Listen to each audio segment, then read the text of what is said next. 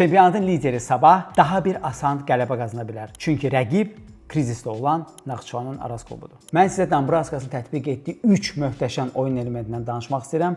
Bunlardan birini indi biz əhatə edirik. Digər ikisinə baxmaq üçün isə YouTube-dakı tam videomuza baxın. Belə ki, bu De Zerbi üslubunda mərkəz müdafiəçilərindən istifadə edərək topu aşağı salmaq və rəqibi pressing tələsinə salaraq onun pressingini darmadağın edərək rəqibi əks hücumlarda cəzalandırmaqdır. Gəlin kifayət qədər güclü komanda olan Zileyə qarşı oyunda bunun əyani sübutunu görək. Gördüyümüz kimi Solvetlə Nogueira bilərəkdən müdafiədə uzun müddətli oynayırlar ki, Zirənin hücum futbolçuları aşağı düşsünlər.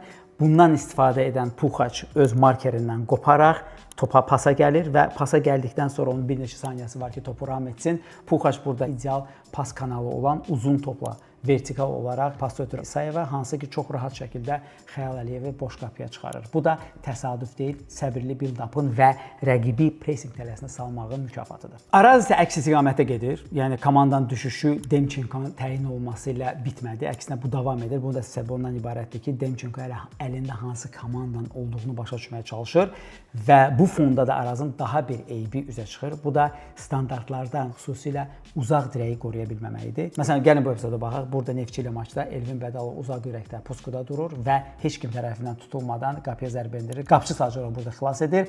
Lakin İmişli ilə maçda küncdən zərbədən İmişli futbolçuları topu uzaq dirəyə göndərir və baxın, orada futbolçu bomboşdur. Siz necə düşünürsünüz? Dominant Sabahın qabağında krizisdə olan Arazın nəsə şansı varmı? Fikirlərinizi şərhlərdə gözləyirəm.